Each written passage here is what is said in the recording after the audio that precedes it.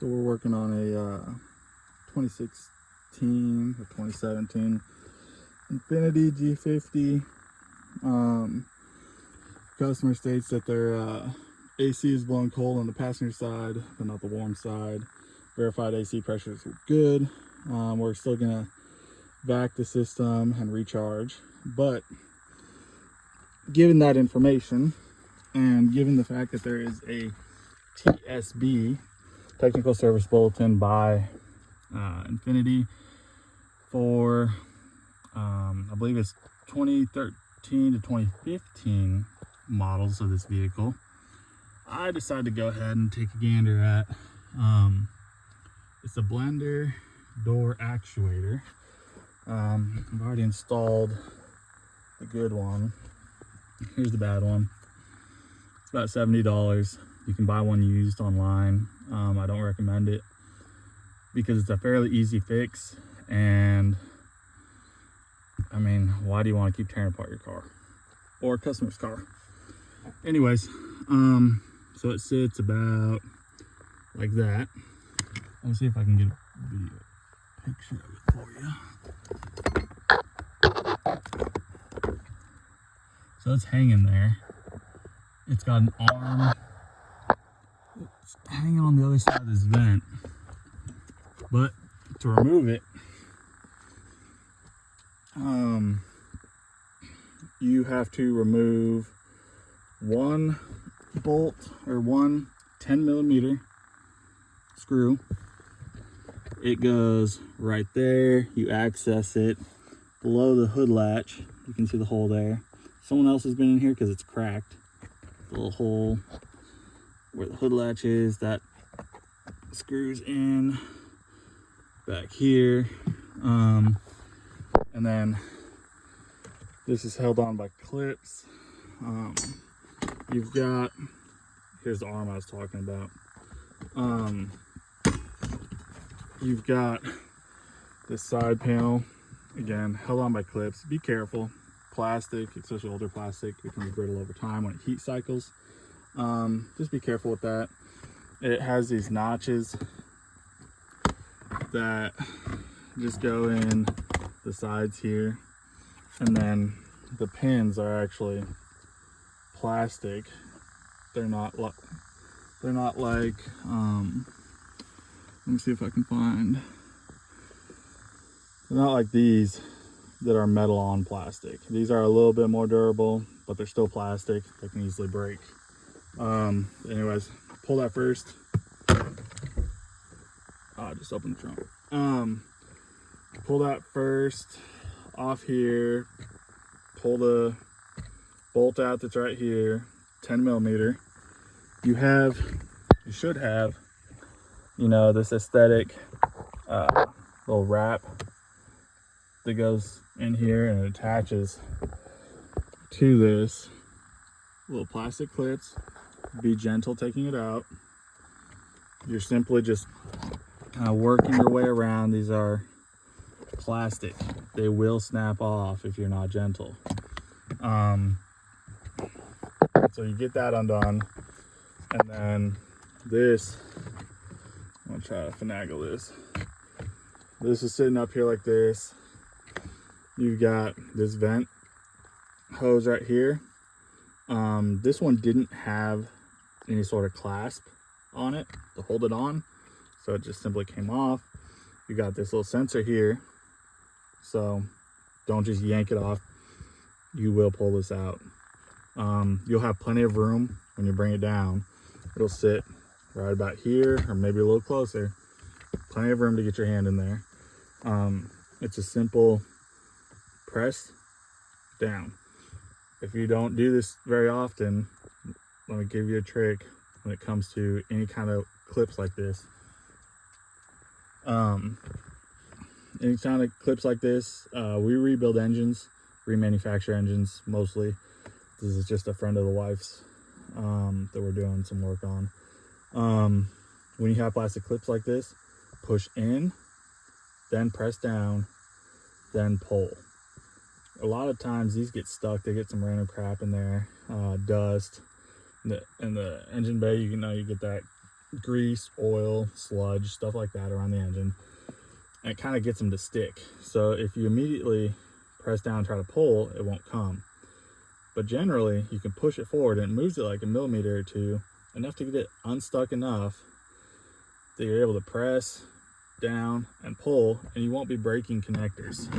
Because not only are connector pigtails expensive sometimes, but it's a pain in the ass. We do not do butt connectors when we're splicing a wire in. We solder each joint. That's just how I tell my guys to do it, and you know, we do it right. Even if it takes more time, customer isn't charged more, we just do it that way. Back to where we were. So you've disconnected this hose, it's kind of hanging, it's tough here. I went ahead and this is your this is your hood release. So it goes in here, simple clip, similar to your 6L80 transmission line next to the transmission. The cable line, how it goes in, snaps. It's just got wings on it. This is, you could probably get a wrench on that. I just grab it, give it a little twist side to side, so I could get it sideways, so I could depress the far side, pull it a little bit, so it held that retaining flap, if you will, in there. And then I used a flathead screwdriver to depress this side, popped right out, and it gave me a little bit more room. Just like everything else, this is all plastic. I don't want to have this down here bending, twisting, because I don't know what the price is on this, but I can guarantee you it's not cheap.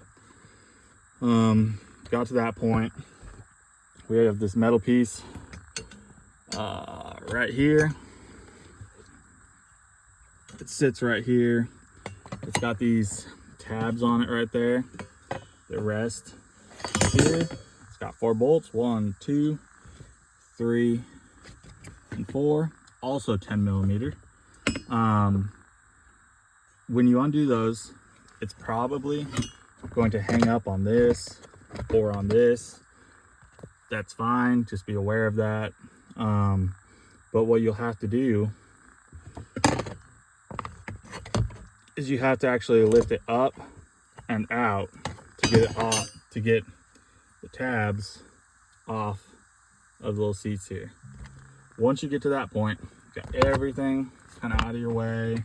This, I twist it because it's pivoting off your OBD2 wire, and then your little wire system here. You can take this clip off if you want more movement. I try to remove as little as possible. Again, plastic breaks. I don't want to do that. So all I did was just grab this, and I kind of rotated it to me, and then have it sitting right on that. And it gives me enough space. For me, when I'm doing under dash work, I will turn around with my back to the door and then slide my body under so my face and chest are up. And it gives me a view similar to this. I'm doing this on my phone, so I can't see the screen right now. But essentially, you're looking up into the dash.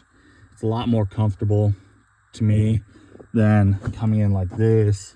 Then I gotta pry my neck up, and then I gotta use one arm to support myself. You know, whatever.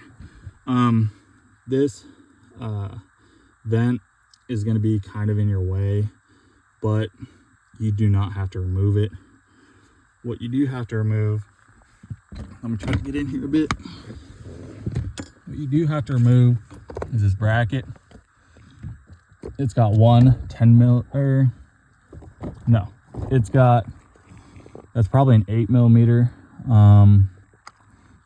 8 millimeter bolt with the Phillips screwdriver head. I would use that. I would use a Phillips screwdriver. That's what I did use. But it has one there, and then it sits on that peg right there. It's right next to the right of the hole. So screws on the left, peg is on the right. That's all that's holding it. Take that off, and this bracket is only held by the wire, and you can move it around pretty well. It's metal connected to there, so nothing should break on it.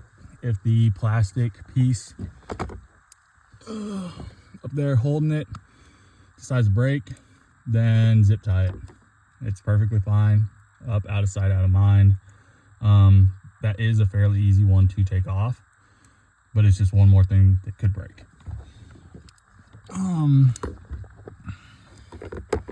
Then this goes up and sits up there,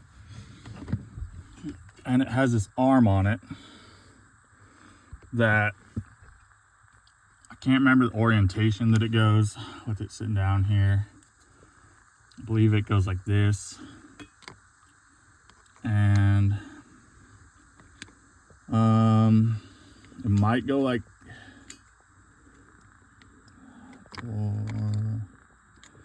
alright, sits up there like that. Pretty sure you see you have this extended portion right here that goes over, and then trying to do this with one hand sucks. Over, and it doesn't snap, it just sits on there like that, and then there's a cord that comes around and sits on that. It's pretty easy. There's 2 screws. I believe I'll know when I set it back up there. They are 2 Phillips head. If I remember correctly, we're gonna have one in this corner, one in that corner. It could be this corner, that corner. I'm not sure. But I do know 2 Phillips, they're directly across from each other. Based on this, they're here and here. So it's gonna go back up in there like this. Pretty easy.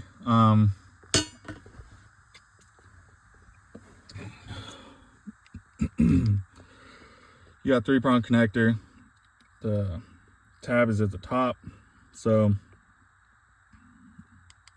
it might go like this. No, I'm pretty sure it's like this.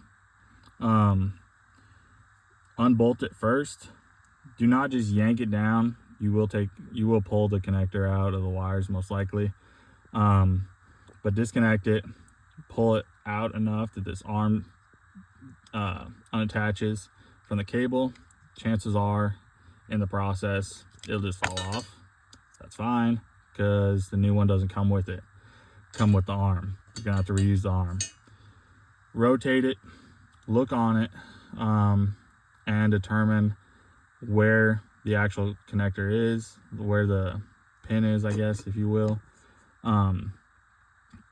Again, push to loosen it up, depress, and pull. Simple as that. That is how you fix the warm air on the driver's side, cool air on the passenger side, if you verified that the AC system has proper pressures and there are no leaks. Hopefully this helps. I will link the TSB that Infiniti has for their 2013 through, I know it's through 2015, but I believe it might be 2012 or 2013 through 2015. It's the model year before this one, but I'll link it in the description. If you guys have any questions, please comment, and I'll be posting more videos of the random work we get that may not be self-explanatory. But appreciate it, guys. Thank you.